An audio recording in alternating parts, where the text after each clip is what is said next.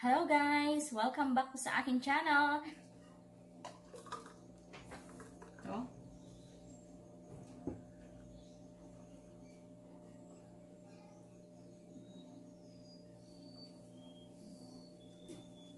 Masarap guys.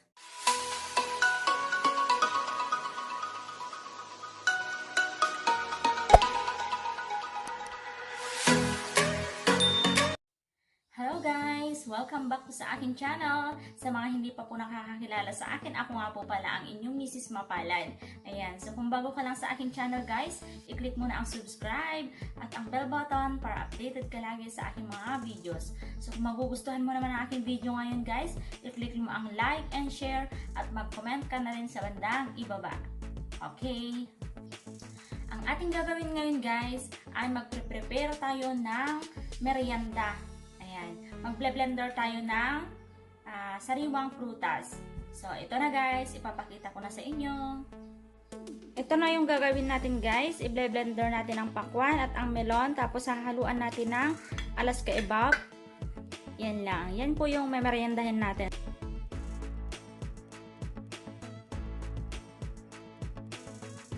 Ang pakwan at melon guys, mayaman sa mga bitamina at mineral na mabisang panlaban sa iba't ibang sakit. O yan no. Kaya yan, lagi tayong kumakain ng pakwan.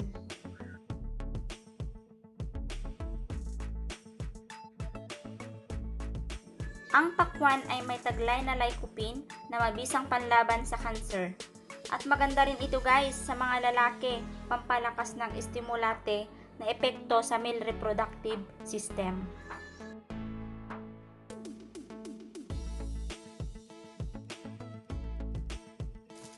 Mahirap tanggalin yung mga buto niya. Ito yung mahirap eh. Ito guys, yung masustansyang pagkain. Lalo na ngayong mainit na panahon. Summer. So, kailangan natin magpalamig. Siyempre, ang palamig din ng ulo ito. Sa mga mainit ang ulo dyan lagi, pwede kayong kumain ng ganito para lumabig.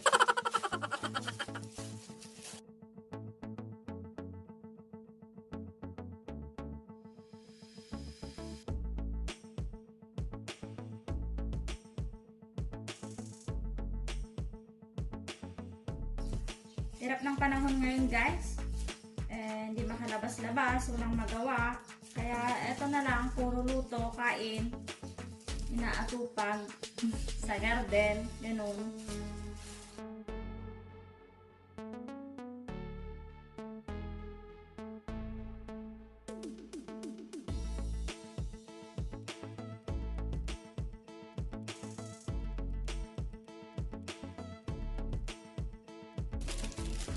Ayun na, tapos na, done.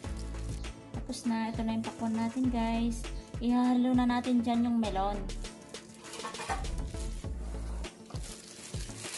So, next naman is itong melon. Ano ka maghati? Ganito pala, maghati ng melon. Ang melon naman ay mayaman naman sa beta-carotene. Isang uri ng vitamina A, protektado sa mata at balat. Itong melon nila, parang hindi naman hinog yung binili kong melon ito.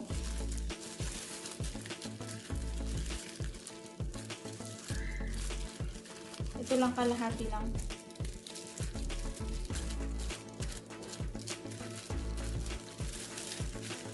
Binili ko kasi ito, pero yung pakwan ay dito lang kila tatay. Oo, parang ano naman, parang hindi hinog. Pero okay naman. Malambot. Tapos ang gagawin natin guys, ay kudkurin natin.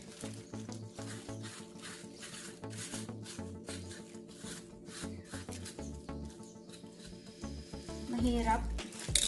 Kaya kailangan na lang natin balatan. Balatan ko na lang. Balatan ko na lang. So guys, so. Yung kalahati, ipapakita ko sa nagtinda sa akin. Para makita niya. Hindi pa gaano hinog. Hindi ko kasi alam magtingin ng ganito eh. Kung hinog ba o hindi. O kailangan pa bang papahinugin ito.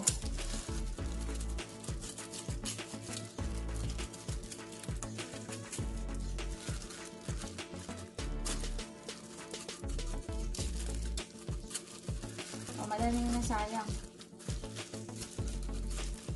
Balatan ko na lang.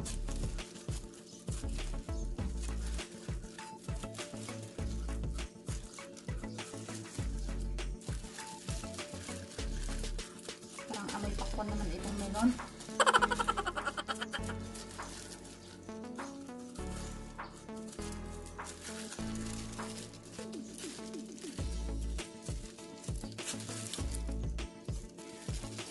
Lalo na sayang. Ano ba yan? Ano ba yung binili kong yan? Ito na lang natira. Pwede ba ito guys? Parang wala namang amoy. Pwede lang siguro. Tigkurin ko na lang yung iba.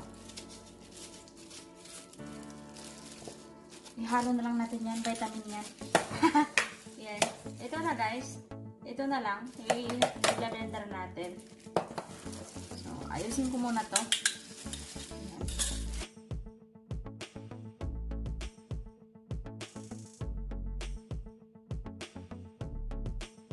Ito nga pala guys, itong pinagtanggalan ng pakwan, ipapakain natin sa baboy.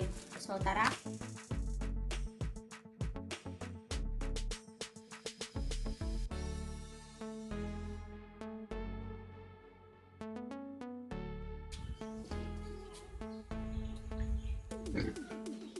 So, ayan na guys, kumakain na yung baboy.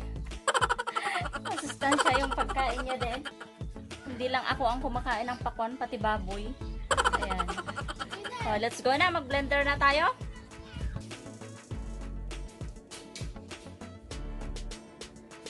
So, ayan. Pinakain ko na yung pig. Mag-blender na tayo guys. So, let's start.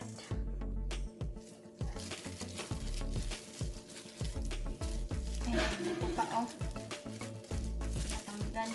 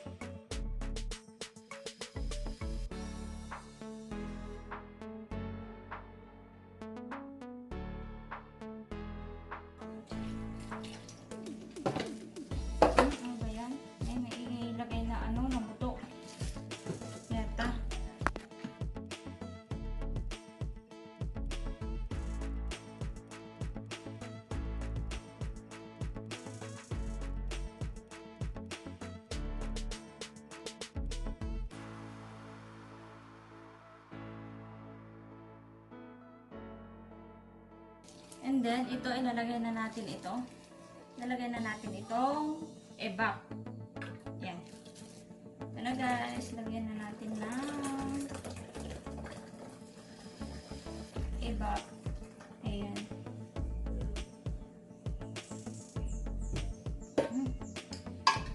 Tapos haluin natin. So yummy.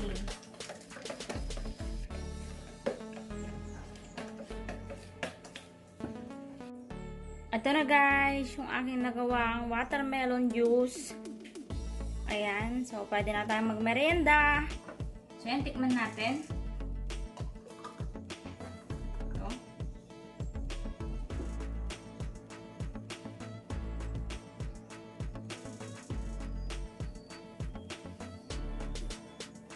Masarap guys. Sobra.